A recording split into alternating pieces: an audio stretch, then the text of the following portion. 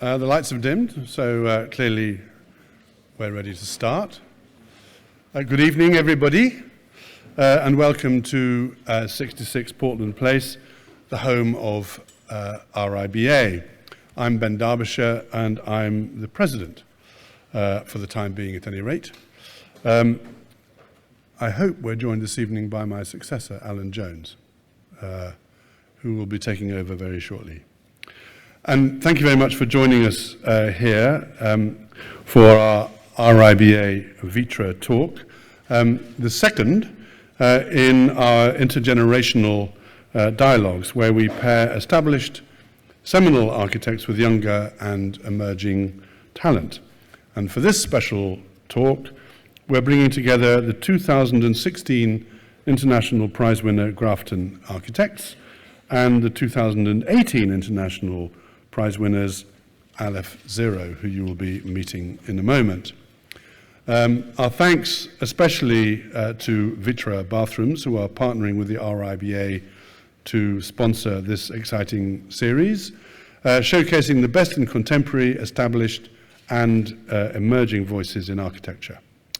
We're delighted to have Levent Guiré in the audience. Thank you very much indeed, Levent, who's the managing director of VitrA here with us. And thank you so much for supporting this series of talks. It's very good indeed to have two winners of the International Prize in the same room together.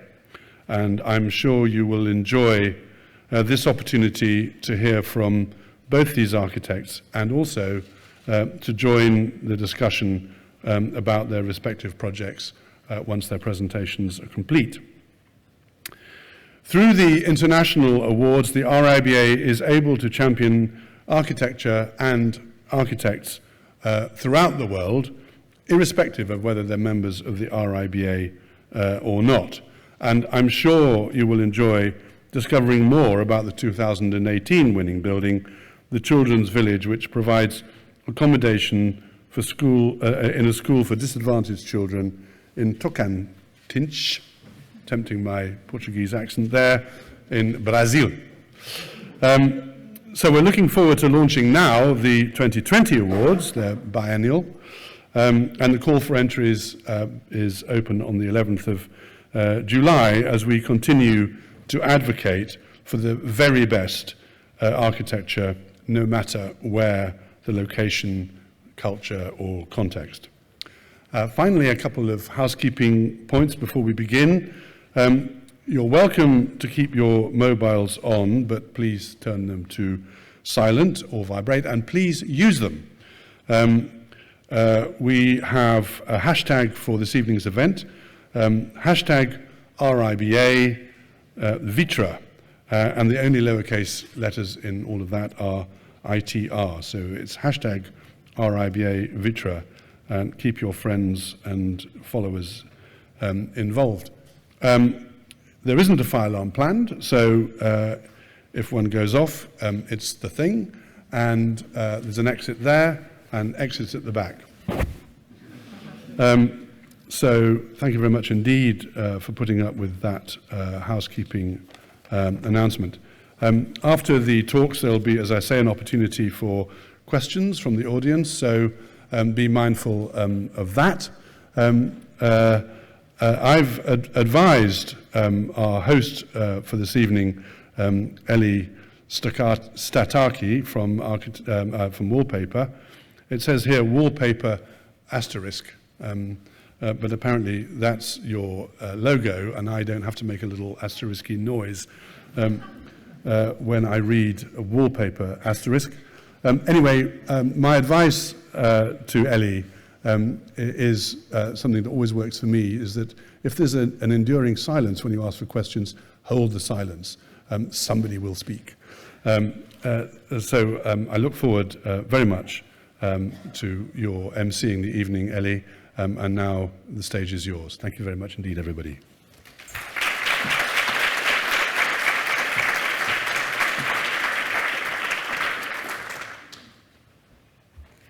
Thank you, Ben, and thank you to the RBA, and whoops, already made a mess. And thank you to everyone for joining us tonight. This talk, as you know, it's about part of the RIBA's Intergenerational Dialogue series. So hopefully we'll have a very exciting discussion about connecting young talent, more established talent, talking about architecture, about the work, their achievements, and themes around that. We have the pleasure and the honor to have with us today Yvonne Farrell. As you might know, Yvonne is part of Grafton Architects, a practice she co-founded together with Shelley and McNamara in the late 70s. And along with numerous awards and great acclaim, as Ben mentioned, they also, a couple of years ago, won the prestigious RIBA International Prize.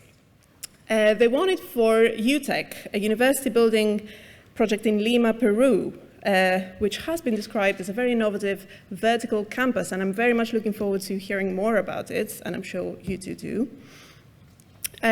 Of course, you also probably all know them from their role in the 2018 Venice Architecture Biennale, which they co-curated under the theme Free Space. We also have here today, delighted to have here today Gustavo Trabó and Pedro Duchenne from Aleph Zero, who came all the way from Sao Paulo, Brazil. This dynamic young studio has sort of impressed the judges so much so that they actually won both the RIBA International Prize and the RIBA International Emerging Architects Award for 2018. They won for the Children's Village, a boarding school for disadvantaged children in their home country, created in collaboration with Rosenbaum. And they have actually also been at the Venice Architecture Biennale with a project in the Brazilian pavilion, so hopefully we'll talk a little bit about all these connections as well. I think for now, maybe I'll just leave the stage. We'll have a little presentation, first from Yvonne, then from Aleph Zero, and then we'll have a chat between us and open to question to the audience. So can I invite Yvonne, please, to the stage to start?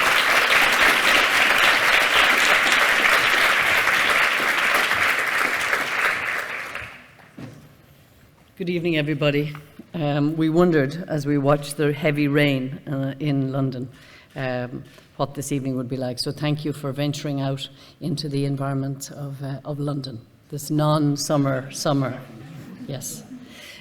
First of all, I'd like to thank the President for introducing me on behalf of Grafton Architects, and also just in terms of the mention of the sponsor. I think that what's really important in any institution or any work that every architect in the audience knows how hard it is to make any building. And when an institution like the RIBA grants a favor of lauding it, it is really wonderful. And then on the sideline or there beside them are the sponsors. So it really is a very important role that sponsorship to the kind of art of architecture is acknowledged and really applauded. So I'll begin this evening. We've I turn it on to the next one. We've called this evening, if you like, cultural exchange, and we're asked to speak about 15 minutes or so about a particular project. And for us, I suppose the first image is one of Lima in Peru. And I suppose I'd like to start this evening by saying, with globalization, sameness obliterates uniqueness. So maybe if we kind of hold that thought this evening, and it is interesting that both the projects that you'll see tonight, I think, will be from South America. I think that is very interesting in itself. But in 2011, we decided to participate in a competition for a new University of Engineering in Lima, Peru. Only one person in our architectural firm, Grafton Architects, Joanne Lyons, had been and spent time in Peru. So we listened to her stories about this amazing city in South America. It's a city of 10 million people. Lima is a desert city. It is 12 degrees down from the equator. So it should be really hot. But what happens is that it's on the sea, on the Pacific Ocean, and a current comes from Antarctica, passing by this area. And by virtue of the cold current, it actually keeps the desert city roughly in the 20 degrees Celsius, and also every now and again you have this amazing fog. And the interesting thing about fog, because we've also built in Milan in Italy, and Milan also is a foggy city sometimes, but what is interesting architecturally is that fog, especially 12 degrees down from the equator, actually diffuses light and amplifies it in a very particular way, and it affects the back of your eyes quite strongly. So because of this competition that we were doing, we came across, and I'm ashamed to say I didn't really know very much about this man, von Humboldt. This is an incredible human being. There's lots of books written about him. There's a recent biography by him, about him. But this really is an important drawing that we came across. It's called Naturgemälde. And the reason that this drawing is really important is that at one level, von Humboldt was a complete nutcase. He kind of arrived to South America, ran up volcanoes, went down into them, drank water from rivers. He was an incredible human being. But this drawing is really a synthesis. And before this particular type of drawing was done, the kind of budding science would have lists of things on one side, would have other lists. But the genius of von Humboldt is that this beautiful drawing, which is in fact is a section through a South American mountain, really shows if you like, the change of the environment from below sea level to the high volcano. And this is really important in terms of that's why really what I was reading out about globalization, that it can obliterate sameness. What's amazing about von Humboldt and his research is that the Earth, every place on the Earth is unique, and the great gift to humanity from your country here, the David Attenborough, the kind of blue planet, really describes how fragile and how beautiful this Earth is. And this prize, this international prize, I'm really looking forward to hearing the other architects describe their work, because it's also how we as architects, if you like, tread lightly or heavily on this fragile planet. This image, which we've shown before, on the left-hand side is an image of Machu Picchu, the kind of 15th century Inca citadel high in the Andes. And on the right-hand side is an image of Skellig Michel, which is a monastic settlement, a bit like Mont St. Michael's Mount or Mont Saint-Michel, dedicated historically to the kind of Archangel Michael. But Skellig Michel is out in the Atlantic off the west coast of Ireland. And when we hung these two images in the walls in the 2012 Venice Biennale, the workmen asked, "Why are you putting up two images of the same thing?"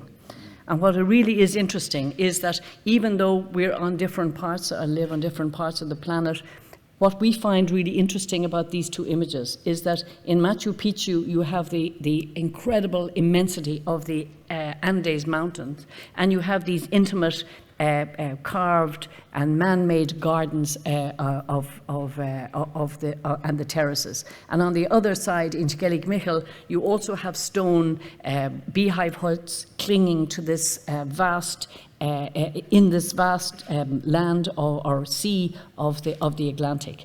And what's interesting, and the reason for showing it this evening, is that there's a beautiful essay by William Curtis, which really describes these kind of situations where you have intimacy and vastness, and there's no intermediate dimension between it.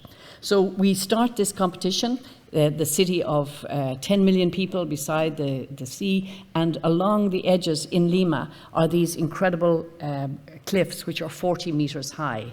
And the site, which is an unusual site, is in a type of valley. If you see there on the screen, this kind of boomerang or banana-shaped site about 360 meters long with a motorway. So these are if you like, the scratches of the beginnings of ideas in architecture. On this part here, there's the blue representing the Pacific Ocean and the cliffs on this side here, a sketch about the valley that maybe we could make a new set of cliffs. And here is the section. Now what's interesting in terms of the project, it was a new University of Engineering, and in the brief or in the schedule of accommodation they had big laboratories, medium-sized laboratories, smaller teaching spaces, smaller rooms and libraries. So we really took this kind of scale of the big spaces and smaller spaces and stacked them like kind of Russian dolls on top of one another, and it meant that we could have a hard shoulder to the busy roadway. So in this tiny sketch, you have the busy roadway here in section, you put the big shoulder of the to protect against the noise, and then you cascade the spaces, the bigger ones, on the lower level, making, if you like, the terraces, like in Machu Picchu or like in Skellig Michel, that you would use the roofs of the spaces below as useful surfaces, as tiny intimate spaces shared. And it also did another thing in terms of the area to the other side of the site was a beautiful area of Lima called Barranco. And so we were, if you like, changing the scale of the building towards Barranco. And it's a great honor for me to be standing in the presence of Brazilian architects, because we kind of, it's like a kind of an architectural virus, knowing that these amazing buildings exist in your country. And this Artigas building, this structure, the ability to make these pieces of sculpture which seep into our unconscious, and they if you like, return, because you're able to bring the, I've never been to Brazil, Shelley has, but I haven't, but the kind of imaginative line between inside and outside, blurring environment and shelter, these are absolutely beautiful. And it seeped into this is a building we've just got planning permission in Dublin. It's a new library in Parnell Square. And we'd like to say that Artigas has kind of gone into some sort of transformation and will appear as some sort of part of the Dublin structure. What we've done, this is a site, a place called Parnell Square, and it was a Georgian square really built for inhabitants, but also it was a pleasure garden. So the Georgian, what we've done in terms of keeping the existing 18th century buildings, but also modifying in the interior for a new library. And what we've done in terms of a spatial idea is that we're using structure to hold landscape. So this kind of strength of structure to hold these spaces to the sky. So the zenithal light actually comes down through the form of the building, but it's also that structure allows us to hold these gardens in the sky. And just around the corner, well, metaphorically speaking, this is a project that's on site for the London School of Economics. We are building a project for this university, which is 55 metres onto Lincoln's Inn Fields, and this is. It's like the Doge's Palace of London for us, that this amazing institution who weaves or has its, if you like, its educational spaces woven into the city. Then the competition was really, how do we make a building that connects to Lincoln's Inn Fields?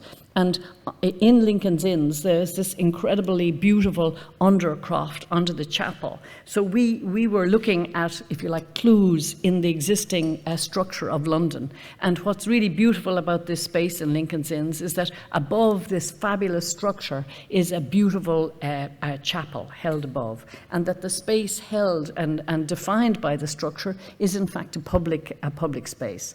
And we were also influenced, this is another project by Artigas, which is a bus station, but it's just extraordinary. The idea of structure peeling away and allowing light, and this kind of, if you like, tree structure that both holds the space, defines the space, and the creativity of Artigas. So this drawing here describes our translation, if you like, of that in the London School of Economics, with a heavier structure below, and it gets lighter like a tree structure as it moves up through the building.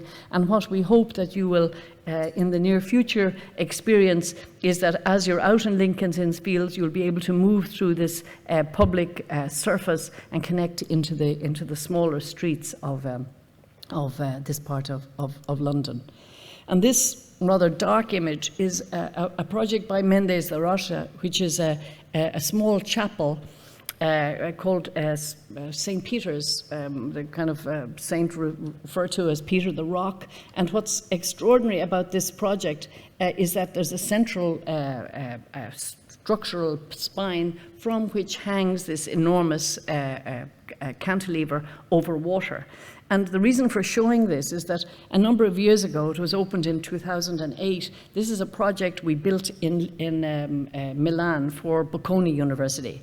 And when we were doing this competition, this is a 22-meter cantilever of the main hall for 1,000 people in there, and we cantilevered it 22 meters out over a space which is 5 meters below the city, out onto the, if you like, beyond the 8-meter high clear glazing out into the city. And it's interesting in terms of engineering, which we really admire in terms of South American architects, is that when we were doing the competition, we had it like this without a column. And just before we put in the competition, we put in a column because we thought we can't do a 22-meter cantilever.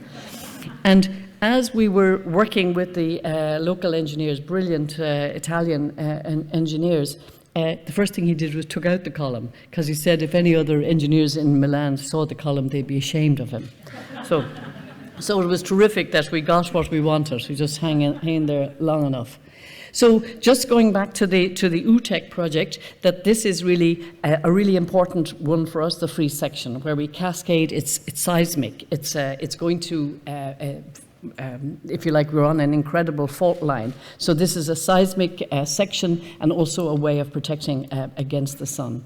In the competition, we hugged the ground with the car parking and the public uses and carved the space as we move up through the building itself. So this is protecting from the sun, this is protecting from the sound of the motorway and the cascading gardens on the roofs. In plan, what is interesting, because we're shifting, we have the structure every 20 meters, because of the shape of the site, the structure is not linear. So it means that it's shifting like in a medieval city, that the vistas are changing as you move along. And so stage 1 is complete. This is stage 1, and stage 2 and 3.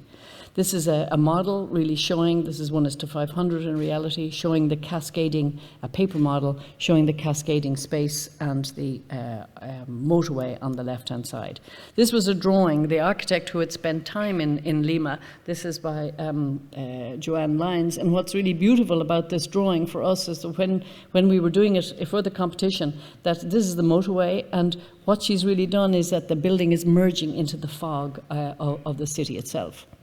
And when we were choosing how to express a new university of engineering, this is a sliver of the cliffs. This is us looking at how we might make the expression. And then here is an amazing part of Lima, which are called huacas. They're from the 2nd to the 7th century, and they're essentially monuments made out of individual bricks. In 2012, we were invited by Sir David Chipperfield to participate in the Venice Biennale under Common Ground, and we worked with Mendes de Rocha to really represent, if you like, the influence of South America on our work. And really, this is a stadium by him, and what interests us was not only the soccer pitch, but the socializing possibility of the undercroft. So this is our section. Here you see these are 1.5 meter diameter huge springs to hold the building in the ground here and to allow the upper part to move if there's a seismic situation.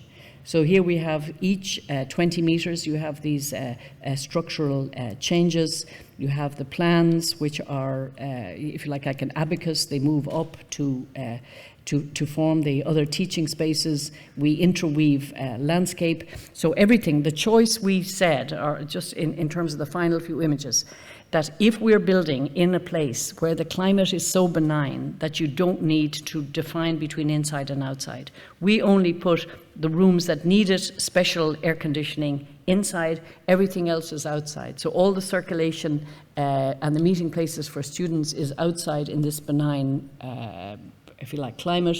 So you move through these spaces. Students then are aware, from our point of view, they are aware of where they are, that they are not in Alaska, they are not in Egypt, they are in Lima, Peru, and they can hear the birds outside, they can hear the, if you like, the breeze from the ocean. So for us, it was a pleasure to work with UTEC, the new university, and this is the building, phase 1 in itself, with its protection of the sun and the carving. So I'll leave that as the, thank you.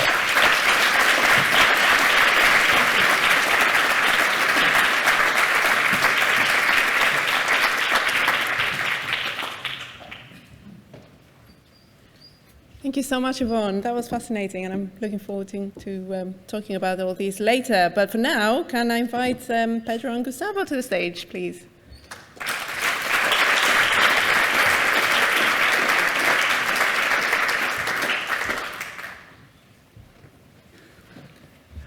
Hello, good evening. Thank you so much for this wonderful invitation to be here. It's such a great honor. Thank you, RIBA, thank you, Ben, thank you, Yvonne, for this great lecture. It's wonderful to see her magnificent work and her relation to South America. For us, really warm up us in some way. So, just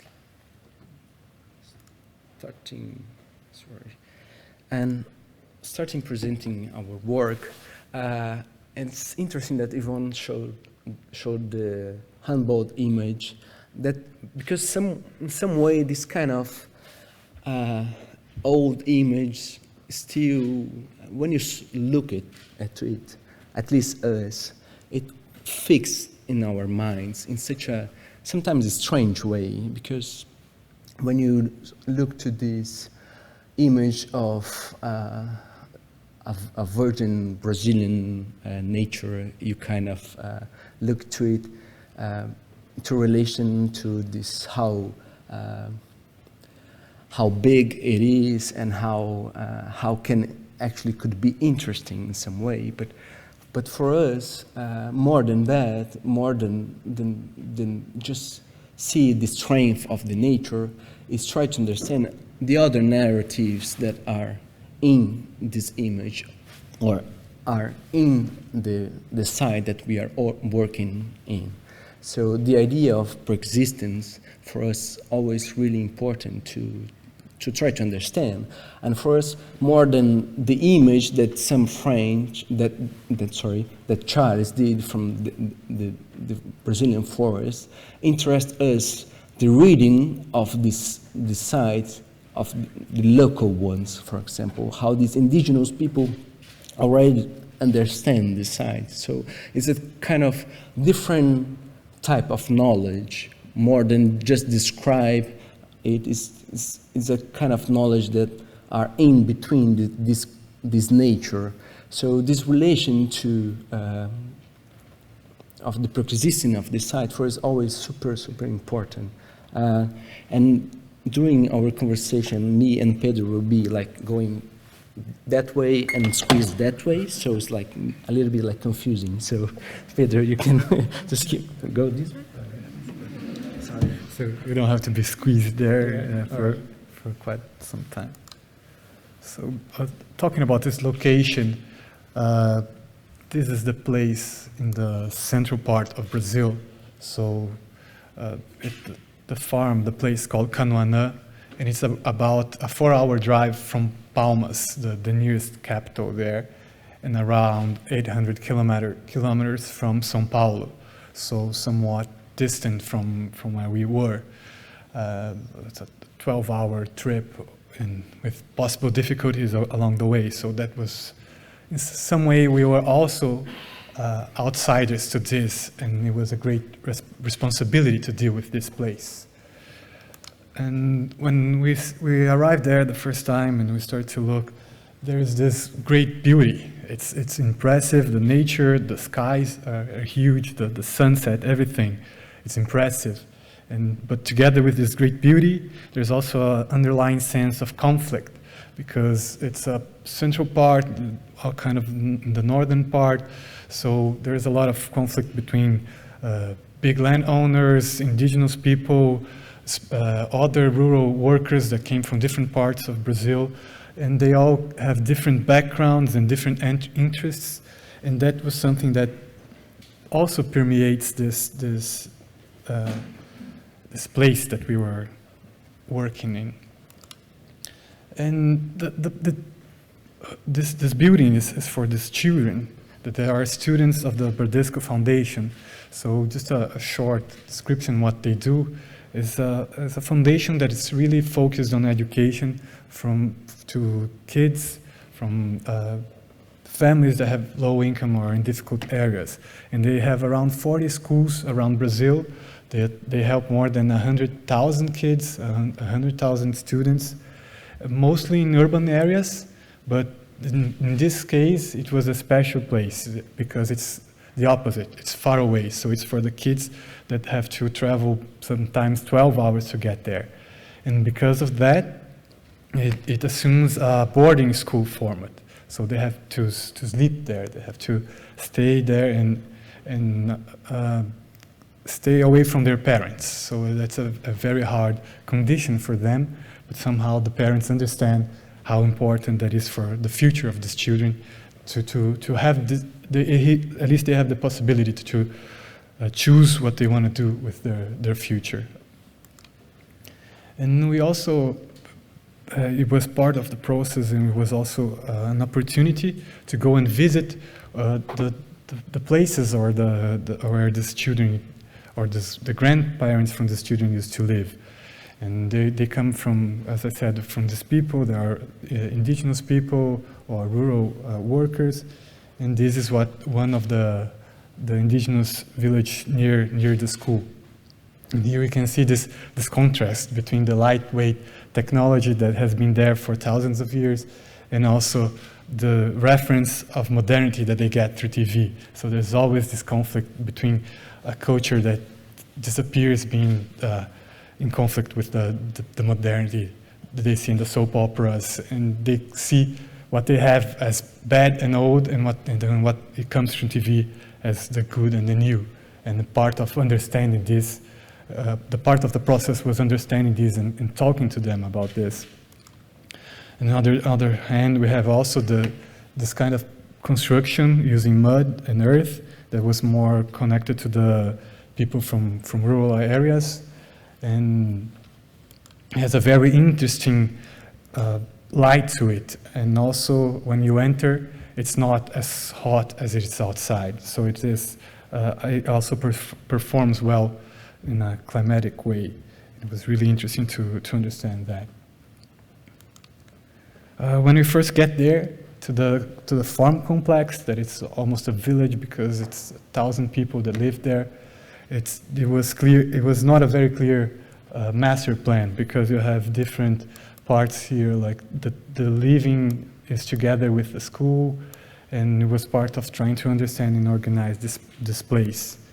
But the first time you get there, it's a really moving experience, because you see a lot of children, a lot of energy, running with bikes everywhere, and they are far away from the city, and so they kind of feel protected.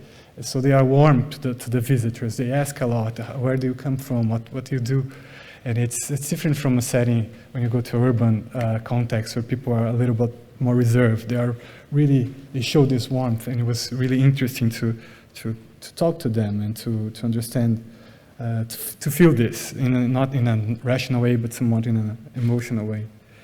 Anyhow, the problem there is that they were living in older buildings that were not very suitable, that could be better. They were living together with other 40 students, and that was the main question that we were trying to answer, that the client was trying to answer as well, is to give these kids a better space for living, for learning.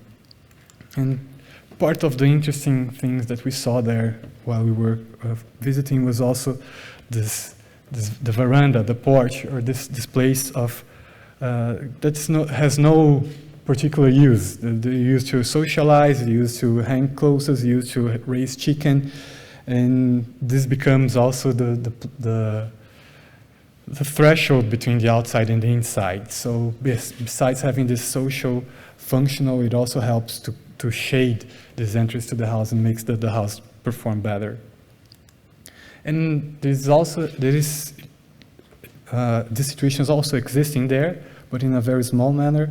And the kids liked this place, but it wasn't really suitable for all of them. So it was always some of the kids would be there, and we saw that there was some opportunity to understand this kind of transition between the outside and outside that was already known to them, but in another way.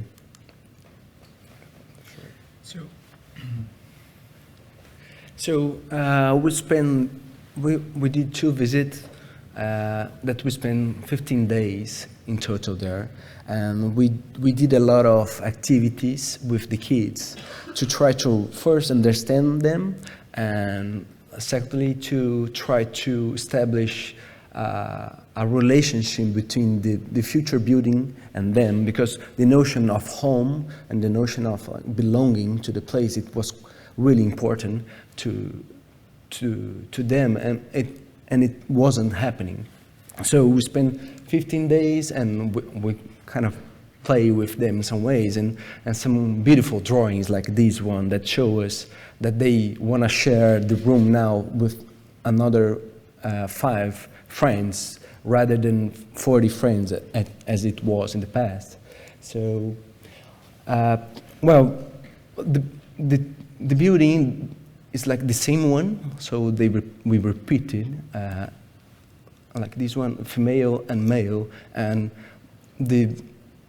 why they are 2 different ones is just because it's impossible to put like all the kids together, because it would be so messy, and they need to put orders at least a little bit, you know, because it's one thing to pay to raise the kids, it's another thing to receive the kids and raise by yourself in some way. So it's kind of big responsibility.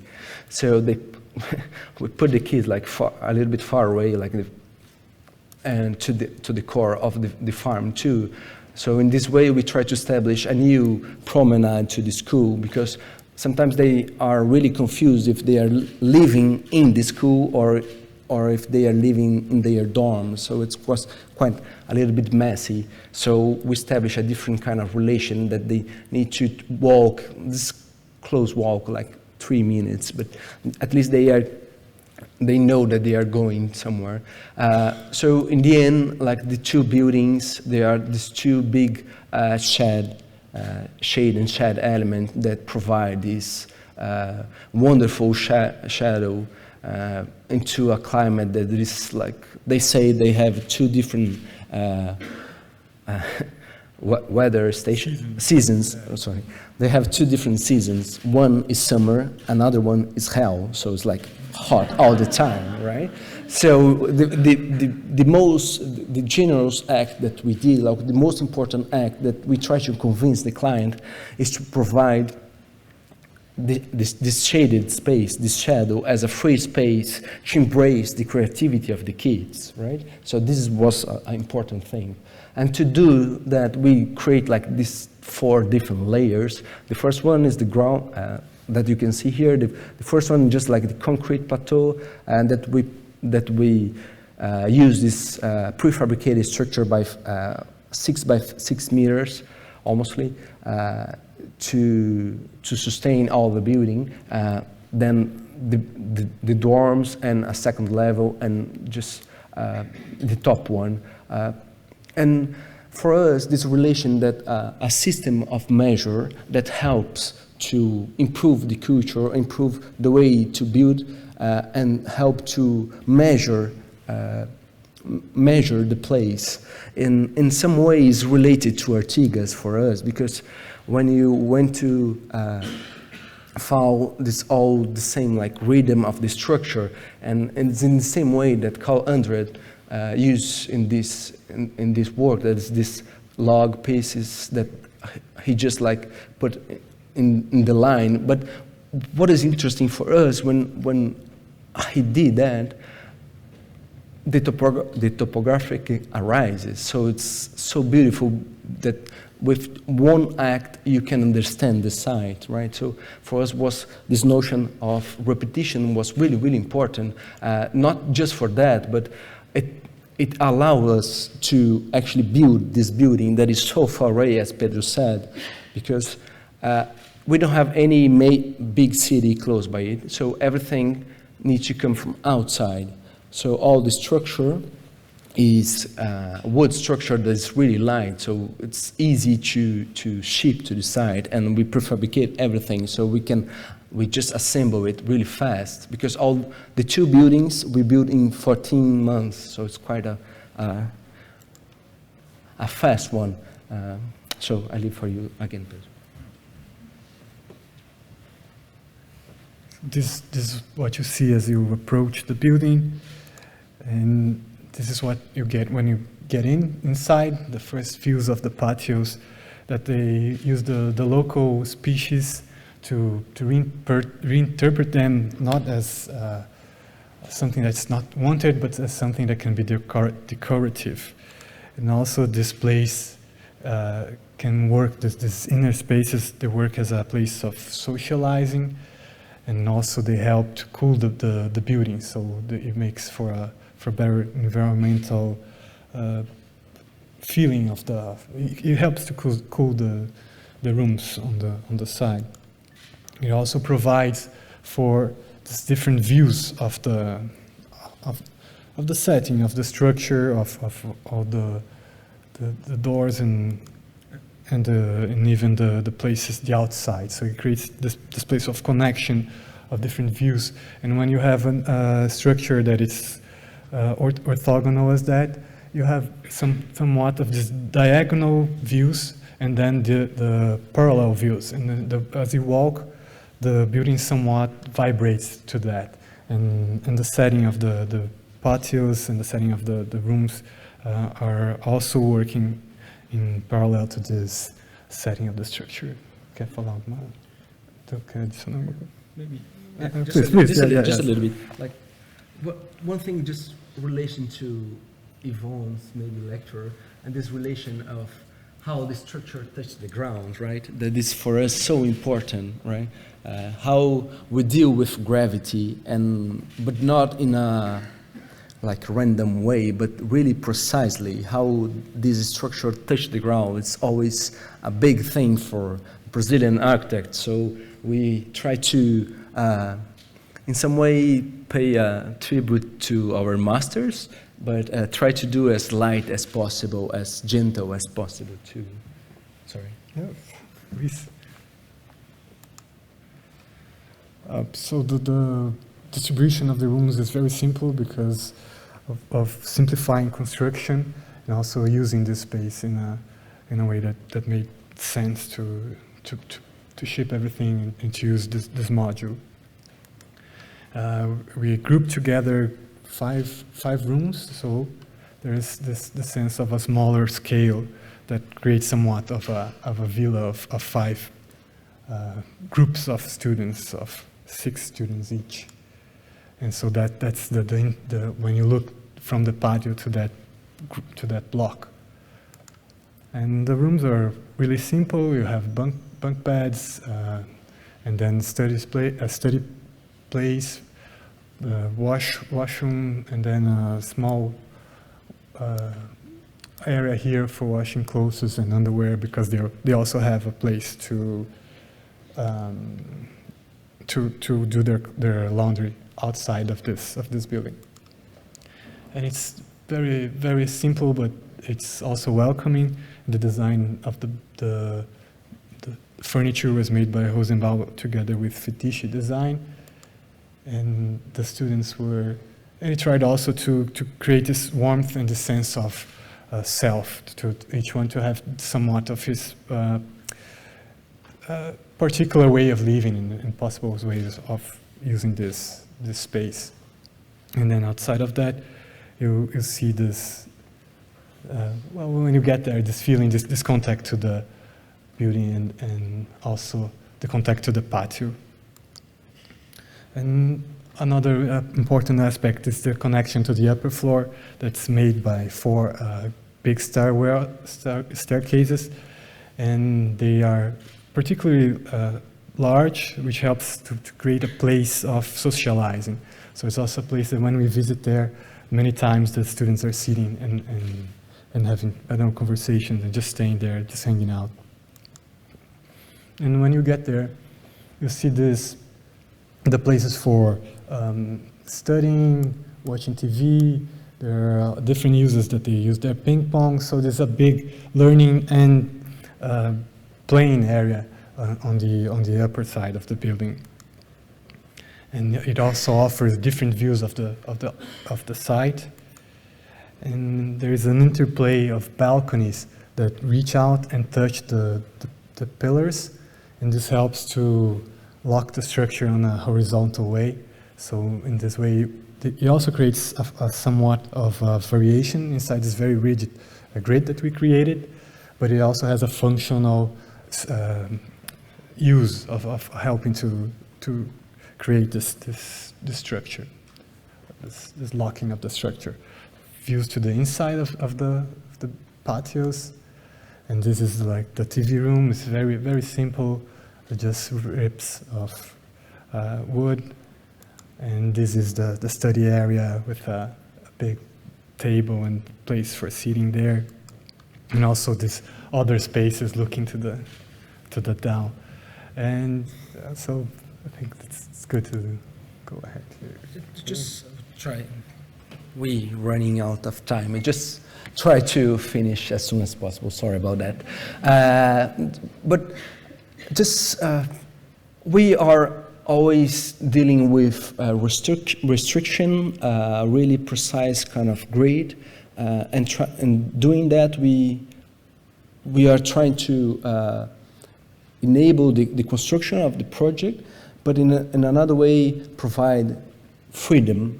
So and to do a kind of at least a little variation of the space, we just use a simple roof and that is inclined in one way. So this provides a kind of different atmosphere here and a more general atmosphere here. And to do so, what we thought it was important is to, in some way, provide with the same technique, the same elements, different atmospheres, just by simple acts. Because we thought, maybe naively, that this building could help the local people to understand how to build better. So we try to do as simple as possible because our office is so small too, so we weren't able to design a lot of things, so we try to do as simple as possible. So just pass by and try to... Another thing that I think it's interesting related to what Yvonne said about, for example, Artigas, that everything is like concrete, that it's so, the presence of the structure is so important. But in this side, the culture, the indigenous culture, is much more related to the lightness of things, the lightness of living, the joy of living, and how this culture is passed just by talking, right? So everything in some way goes away really fast. So we thought it was interesting to try to understand this kind of presence of the building in a long time, but not saying that it will be a collapse or be a ruin, but the idea of ruin could not be applied here because it would be much more interesting for us if everything just disappeared to the nature again. So just construction techniques, we build the structure to cover the structure so everyone works in the shadow. To do that, as everything's so far away, we did like this rigid structure and put the walls. So if we do that properly, we know the size of the building, that the building will remain with the same size, because other way, like construction in Brazil is not easy. So so little things, right? So we design all the walls and count all the bricks, because we design a fabric that produce all the bricks into the construction site, because the bricks are so heavy we cannot afford to bring all the bricks. So we produce the bricks into the construction site. In this way, they are just soil pressed with a little bit of cement, and then they are sun dried. Then they, I think, I don't know, I just love it, the way, how simple we can build sometimes, you know, because we don't have all this legislation and everything, so we need to go for it, right? That's the only thing that we have in some way, right? So,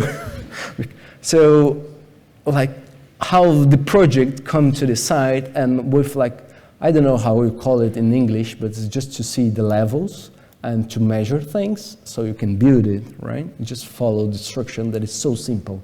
And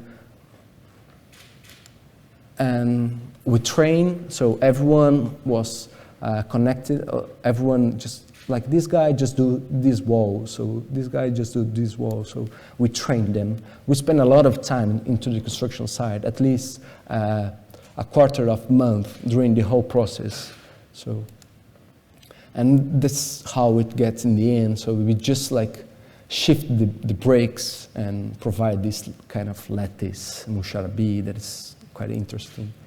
So in the end, the building is like this huge canopy shed that provide in some way a free space to the kids. And just to finish, maybe comment something that how they are using it right now, because this is actually the most important part, right? Because it's not just for us, it's for them. So this photo was during the inaugural ceremony, but now the rate is getting like higher and higher. So the last year they got like the higher grades. Higher grades of the history of the farm, so the history of the foundation. So we're really happy about it. Thank you. That's all.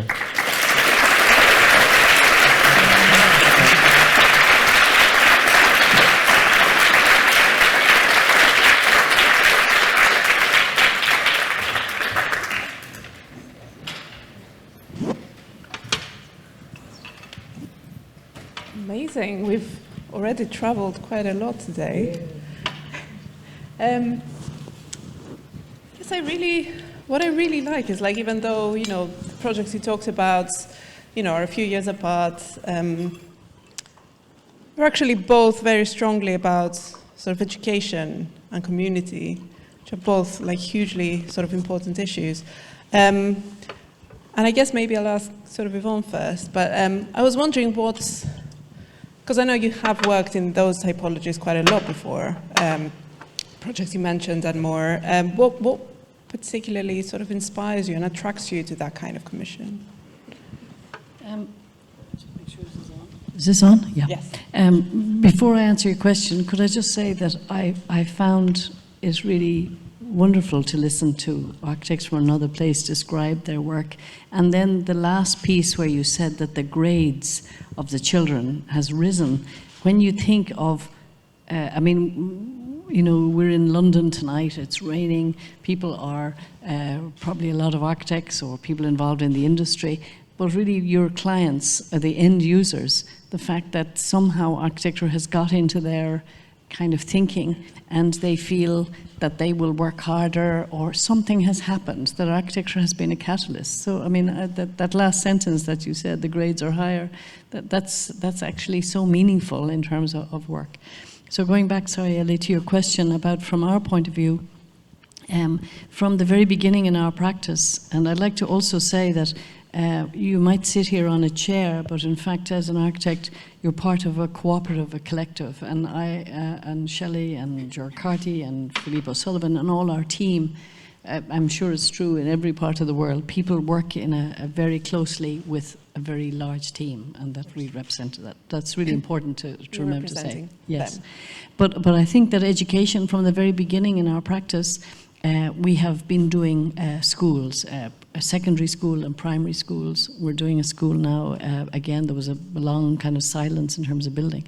I think that education very much attracts us because, and we're lucky now, we're doing a number of university buildings in Kingston here and LSE, as I've spoken about in Britain.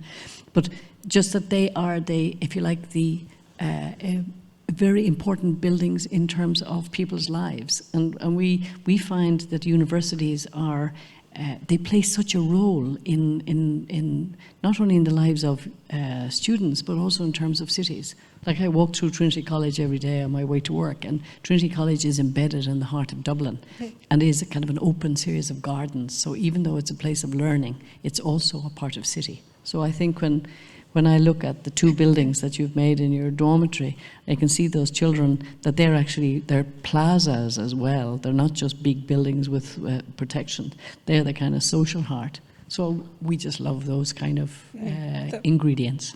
That makes absolute sense. And do you feel your sort of approach to them has evolved over time? Because I imagine if you sort of look into something more closely again and again, then perhaps you discover things that you haven't seen before. Or would you say that each project depends completely on its own sort of context? I think what we are amazed by is the wonderful clients, that the client body and what is happening in the future of education can really be a catalyst in terms of each project. I suppose we begin, and I'm sure it's true of many other architects, we don't have a style, we haven't got kind of 10 projects in a box and we just wheel them out. Would you like one of those? Each project is an investigation, and each certainly working with clients, something else happens, and it's I think architects are actually scientists. We invent space. We invent space as I'm always amazed when there's a competition and there's 10 architectural firms, say, doing something, and the list is the same. How different they all are as well. That as a creative profession, that it can be the ingredients of place, of budget, of ethos of universities or ethos of schools. The ethos is the philosophical base around which we as a profession create. Makes sense, thank you. Going back to you guys, I suppose I'm more familiar in a way with Grafton's work, but I'm still getting to know you. I was wondering if you could also put your project a little bit in context in terms of your wider work. What sort of projects do you normally take? On what, how does it sit within your sort of work as a practice? Super light. Well, sorry about that, but we thought it was an opportunity to just show this project in a more detailed way. Not at all, we loved it. Yeah, sorry. But, well, we usually do a lot of beginning houses, but we started our careers doing art installations that were really low budget, really simple, and we need to do it by ourselves. So I think this was an important thing, because we learn to be precise, we learn to be pragmatical, and we learn to, or at least we are still, of course we are still learning, to try to explore atmospheres and different kind of spaces with less material as possible, because it's important to remember that we work in a context that's really different from here. That is, architecture is not like a big thing in some way. Like some clients always asking why I need to hire an architect. So you need to show them that we are actually can provide all the things that he needs. It may be with paying less in the end, right? So and so we start doing these houses and art installations, then starting to do some competitions that we won some of them, then in the end we do kind of this kind of work right now that is much more connected to social agenda in some way, because, well, in Brazil, we just need it a lot. So I don't know if I answered that. Super. Yeah. Well, I really like the way you kind of engage with the local community and you went there and spent time with them. What was the biggest challenge, you'd say, when you designed the building, or when, you know, while working on the building? Did it have to do with the program design itself, or maybe just, you know, building site realities, or something else? In my view, I think maybe we have different views on that, but I think it was really the distance somehow was the challenge that we had to deal with. Everything when we were designing, we had to have that in mind. So, because that's why we have the solutions we ended up arriving on with wood and even brick from the local site all arise from this difficulty of transportation and trying to logistics. Logistics and trying to build it fast so that it doesn't create chaos in the school. And so what is light comes from, it's able to come from a longer distance, while what's heavier, like the bricks and the slab on the ground, is made locally. Mm-hmm. So there was this part that was. But another thing that, in the end, we had two clients, right? The kids and the foundation, right? So the kids, we have all this process with them that was fun. They are engaged in the end, and we come out with some notion what to do. But the foundation, it's an incredible client, but it's a bank, and it's really conservative. Mm-hmm. So how you design a wood structure that is not a common material in Brazil, like it's almost all concrete, right? So we showed them that was the safest building, like safest material to use, and it was lightness, and was probably will be cheapest than use concrete. So the client was kind of a big thing to develop. Absolutely. Yeah. I can imagine. Yeah. So, back to Yvonne. Was that the first building you designed in South America? Yes, it was. When we won it, we got a bit of a shock because we were based in Dublin and we didn't expect to win it. I love what you said only one person had been to Peru before in the office. Yeah, it was wonderful listening to her describe the people of Peru, who are incredible, and the place and the way people socialize and what they're like. And it was an amazing experience. What was also interesting is that UTEC, they were training engineers at a lower level, and this was their first university, and it was a kind of a dream to get a license for a university, and they wanted to represent themselves. Okay. And so just when both my colleagues were speaking, it's just a slightly different thing. I'd just like to speak. We did an extension to a school in Dublin a number of years ago. It's a Irish-speaking school, girls and boys on the same campus, and the school had to continue as well when we were building. And the principals of the two schools told us afterwards that the number of students who went on to study architecture rose quite a lot. Okay. And I think, when I think of you two on site and your excitement about this, the scale rule and the, making that those things are palpable. And I don't know about other architects in the audience, but in many architectural training, and much of architectural training, buildings kind of arrived fully formed. It's like somebody told you the stork story about birth, that in fact, watching architects, I'd be really curious in 20 or 30 years' time to see how many of those boys and girls in that place, well, they have seen architects and they've seen what an idea is.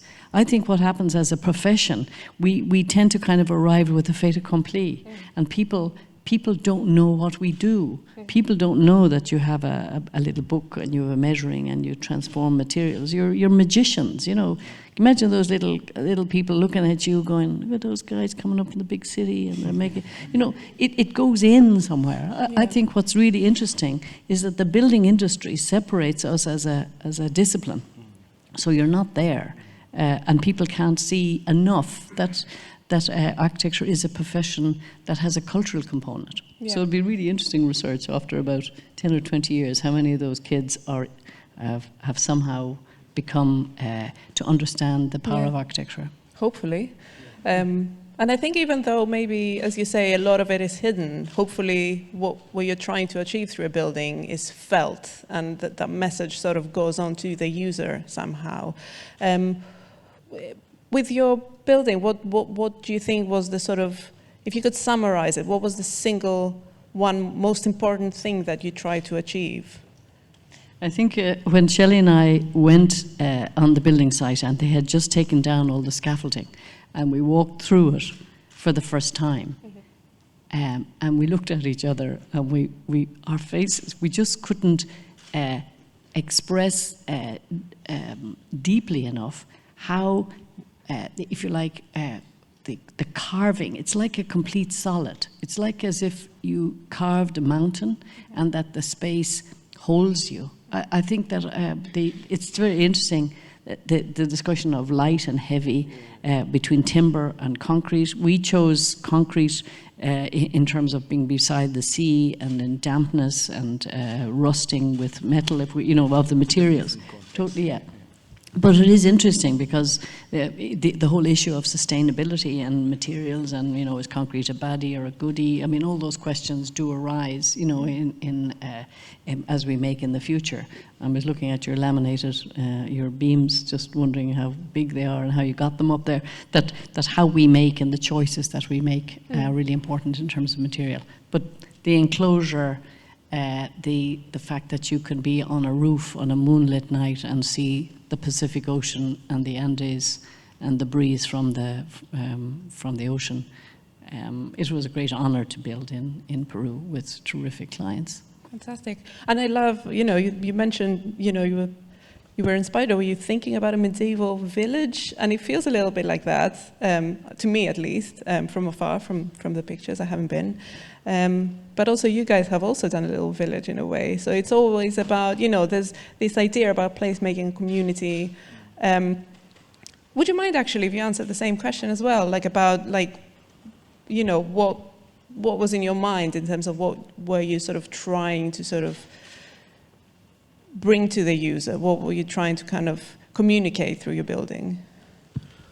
Well, it's just such a hard question, because nowadays we need to deal with so many agendas, right? Sustainability, social, balancing everything.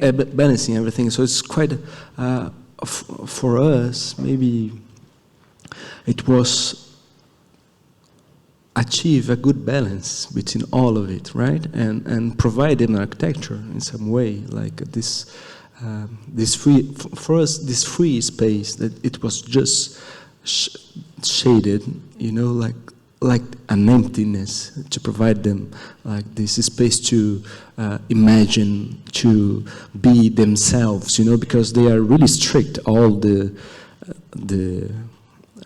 organization is really like, you need to take breakfast at 8:14, everything. So exactly. So let's provide some freedom, right? And this freedom, then maybe they can discover themselves, they can discover their body, and the architecture is some way almost the opposite of it, because it's so rigid, so pragmatical. But through this pragmaticality, we try to achieve a special quality that you can sometimes look to the courtyard, sometimes you're not, sometimes.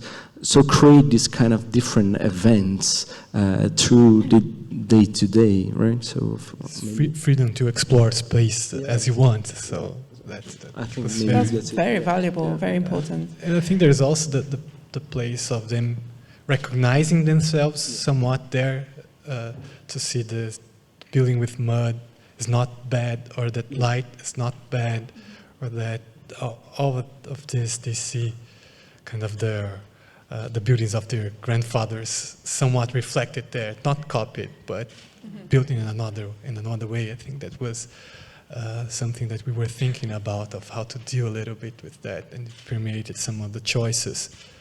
And I think it's also interesting to think about, like in Grafton, they were talking about excavating this heavy material to achieve somewhat lightness through bringing light and air to the space and to create community. And here, I think somewhat we had an opposite challenge of bringing presence to a very light material. So we had to create space or to create volume from that, and the repetition of the posts and the way we dealt with structure as well to create that. I think it's a nice conversation between the ways to deal with lightness and gravity and the heaviness, and also that maybe here we had the opposite tension, opposite force acting on this shading device, because the wind would try to suck it away, to take it against gravity, and on the other side, if you have a heavier building, you're dealing more with the forces of gravity right to the ground. Yeah. And we also had that with the bricks and the heavy part of the building. But this different ways of dealing with gravity is very, very interesting. Cool. Yes. Don't have a lot of time left. I'm thinking, before we close, I was thinking maybe it would be interesting to kind of zoom out. Obviously, we've talked a lot about your projects, and they both won, an award, very prestigious award for excellence in architecture. So I was wondering if you could give me sort of a little bit your take on what that excellence sort of looks like. What would be the single most kind of important, the one standard that we can hold for a building to be, to serve its purpose and be considered amazing? Who would like to start?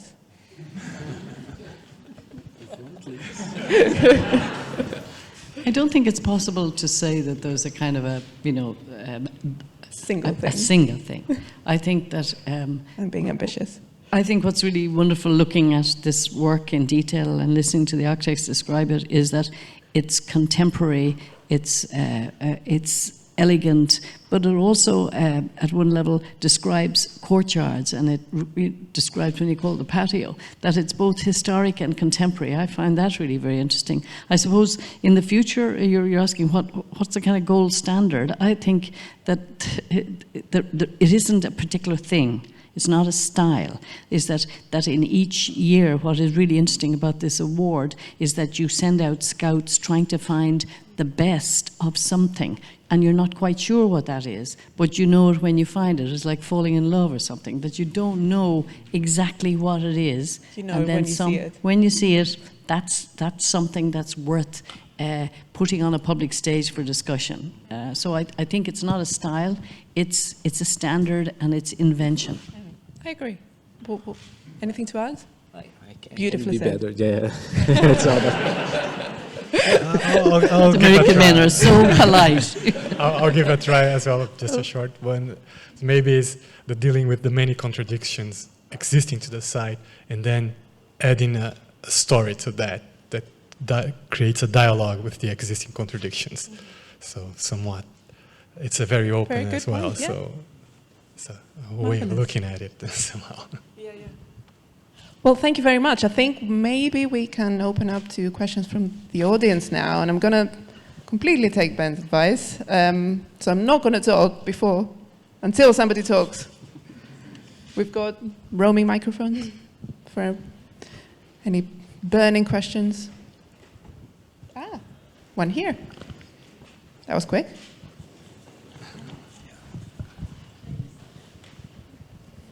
It's coming. Sorry.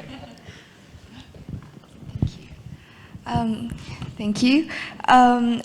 Both of your projects incorporate the empty space around you and, basically blurs the boundary between inside and outside. I was wondering, what part does nature play in terms of the process of designing the building? Do you think the nature defines your building, or do you think your building gives the nature purpose? Very good question. Well, first you need to define nature in some way, right? That's quite hard, because I don't know, maybe it's one for you, it's totally different for us. We tend to think that, as for example, Bruno Latour pointed in the wonderful book, We Have Never Been Modern, right? That we thought that we are one thing and nature was another thing. For example, culture is one thing and nature is another thing. That maybe it is, maybe not, but in some way we try to establish a more close dialogue between them, right? And think that maybe everything is nature, but maybe everything is artificial. Because when you see like some soil field, so everything is nature, but it's so artificial in some way, the way that nature is there. So we are really interested in this dialogue between what is culture, what is nature, and try to research deeply on it, because we think in this friction between culture and nature,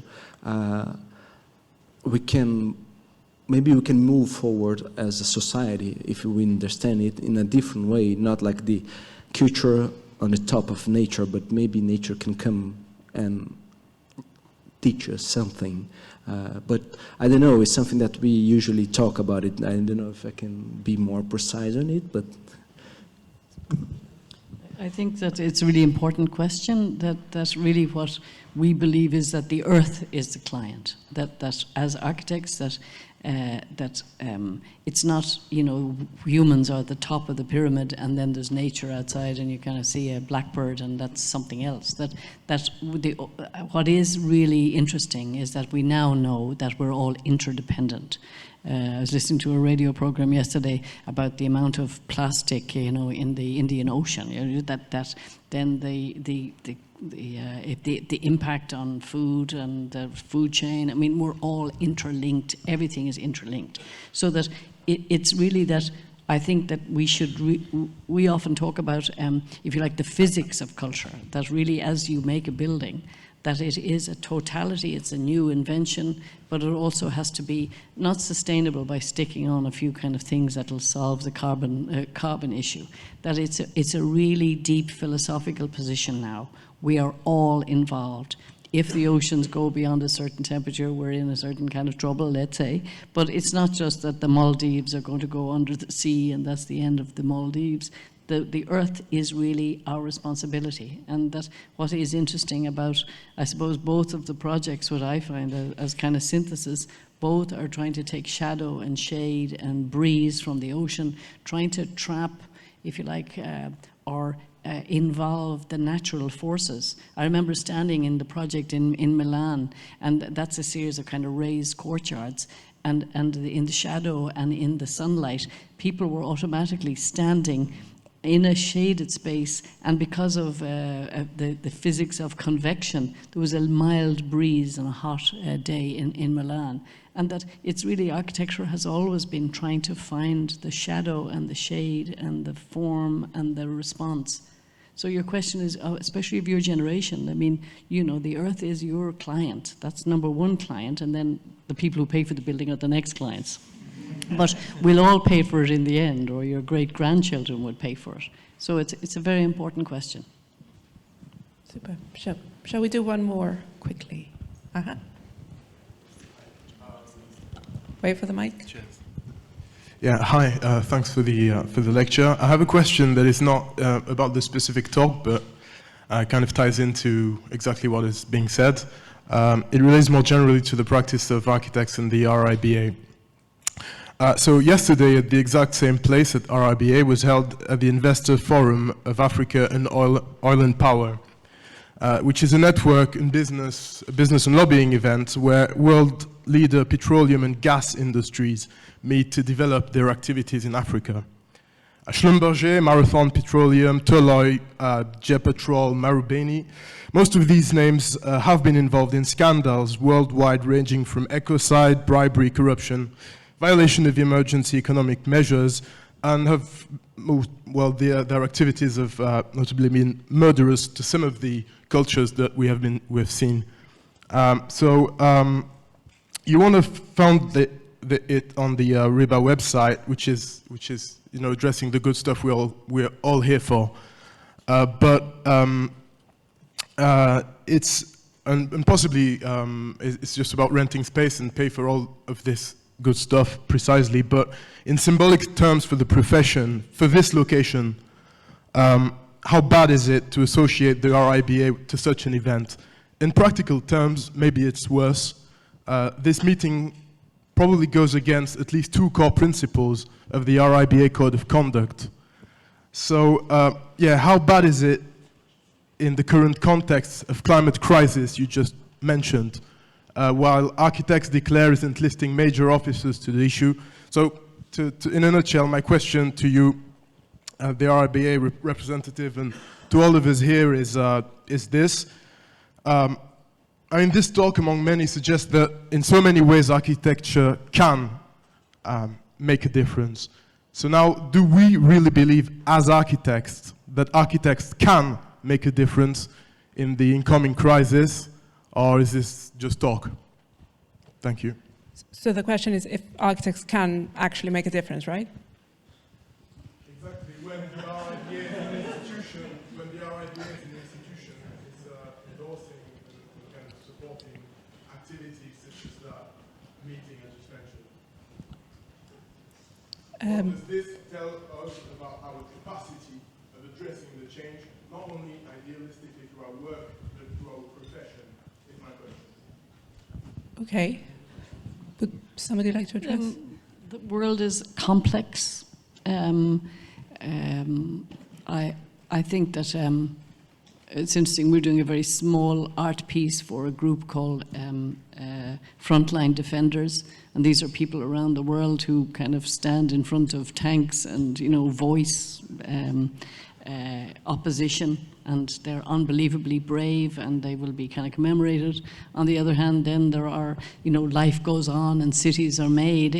The world is not as pure as the driven snow, unfortunately. And things change, and you need voices to stand up. But there are the role of the architect is actually quite small, unfortunately, and getting smaller in terms of kind of impact. That doesn't mean that architects can't voice objections, and I think that people should stand up and say things that they disagree with. But there are larger forces, and the media, actually, I think we have to be very careful in this time, because the media can lay a very heavy hand on our shoulders and make you very depressed, actually. But the world is also beautiful. It's beautiful, and it is our responsibility. So your generation of people, I think, have to stand ground, and architecture is actually a highly optimistic profession because it's dreams made reality, and that it is an incredible cultural contribution to the world, good architecture. There's a lot of building and there's a lot of making, but that is probably very detrimental physically, even just to look at it, let alone the environment. But I think that architecture does contribute to society. And your question is a huge question.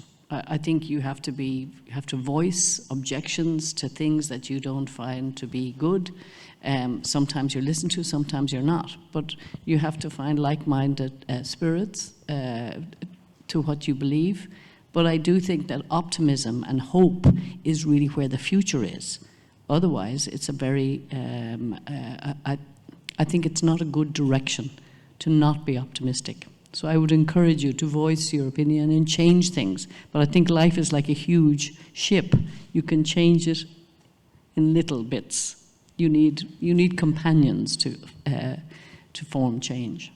So maybe I just want to add one story that's related to it. So when we won the RIBA Prize, that for us, incredible, right? We don't have it in Brazil, this kind of institution and everything. So when we won, it was amazing. But what actually the story that how I know that we have won was an interesting one, and maybe I ask you if you want to do it some way, but because I went to see a community inside the Amazon forest.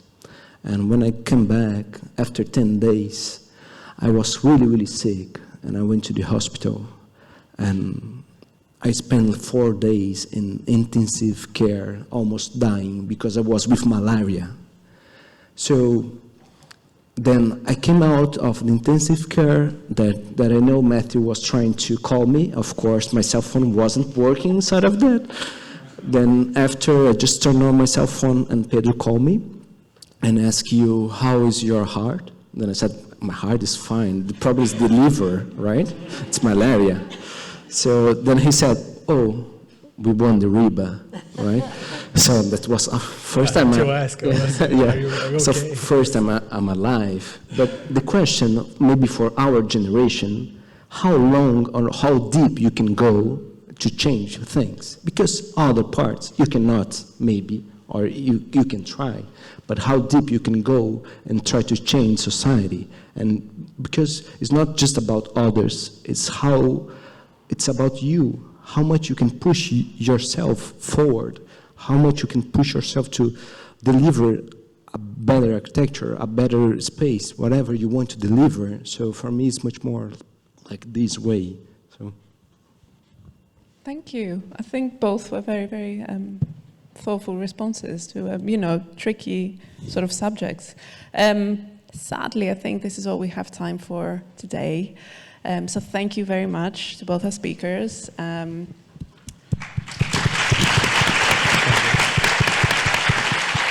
Both sides.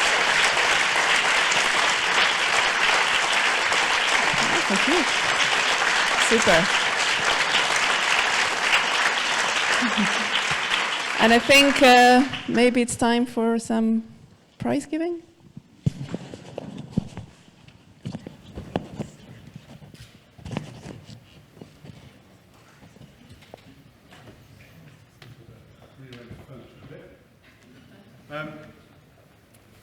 I think I should respond to that, since I'm the president of the RIBA. Thank you very much for that point.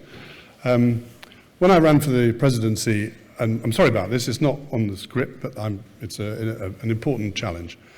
When I ran for presidency, I too rather regretted that this beautiful building, pretty much unique as an asset to an institute of architecture in the world. I can tell you now, having traveled and met my colleagues and sister institutes, I regretted, and I still regret, that actually, in order to keep the show on the road, we let the space. We let the space to dentists, pharma companies, and I didn't know about the petrochemical companies that we had here yesterday, but apparently also to them too. My view about that is that the Institute needs to refocus its business plan. It needs to shrink its operation from the two rather beautiful buildings it has. It's a remarkable establishment at the moment in Portland Place, quite possibly the most expensive real estate in the country, if not the world, and come home. And one of my graphics I did for my campaign was the architects retaking their institute. It's taken me quite a lot of time, but I can tell you that we have refinanced the institute on the merits of our own activities. We will be undertaking very substantial change in order to retake the building that, in my view, belongs to the profession. And on the wider point of the contribution that our skills and our knowledge have to the most critical problem that the population of the world faces today, I have put a paper to our council declaring the Institute's climate emergency. It's not for me to decide, it's for our council of more than 62 representatives, not only from the UK but around the world. They will decide. I hope that they will join me in declaring a climate emergency. And we've been doing work over more than 2 years in order to establish the outcomes of our Commission for Ethics and Sustainable Development.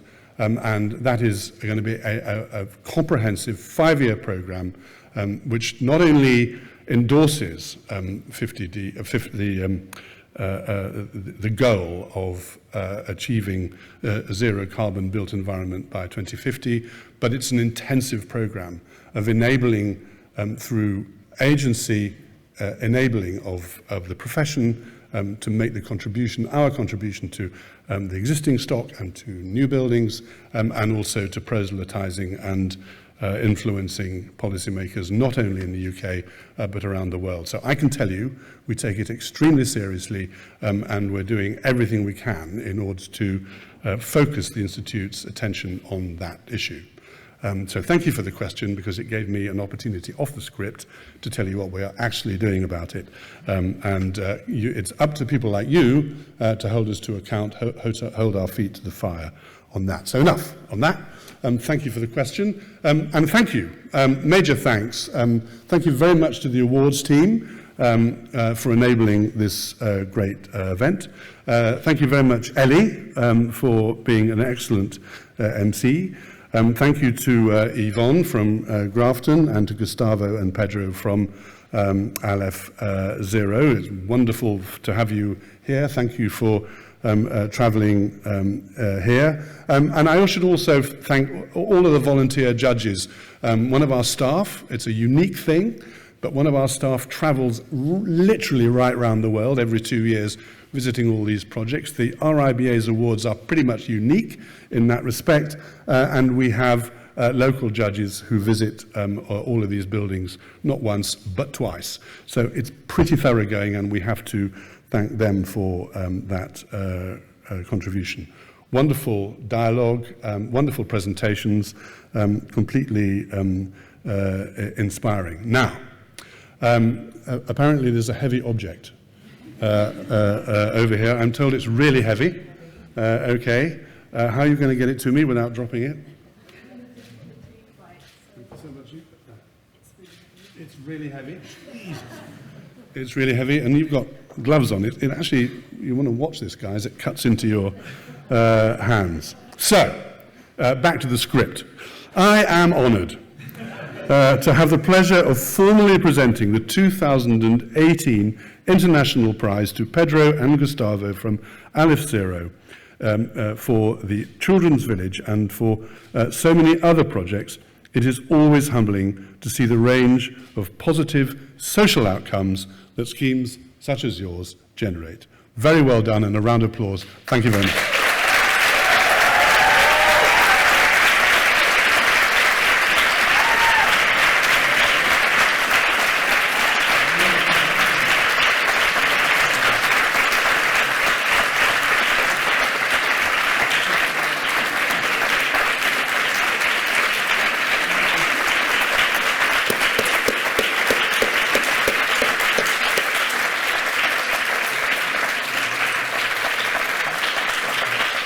So now, they've said quite a lot already, but just a few words on receiving the awards. Well, it's a dream, actually, for us, that came from a small town called Curitiba, study together, work for so long, work a lot. And of course, this prize is not just ours, is from our whole team that worked for us during these 7 years, and with Adriana and Marcelo Rosenbaum that worked with us in this project, and I saw Barbara here that worked with us, so this prize for you too. And I want to thank you, RIBA, because it's so impressive the way that they did. You know, the jurors travel all the world and try to be really precise in the critique and everything, and the way that they managed us in some way, our expectation, and it's such a beautiful and well done prize, and I hope it stands as long as possible, because it gives hope, right? And this is important for the young generation. I think more than everything, it's hope to keep doing a profession that is super hard, so challenging, and I think these kind of moments maybe helps to keep on that. Thank you very much.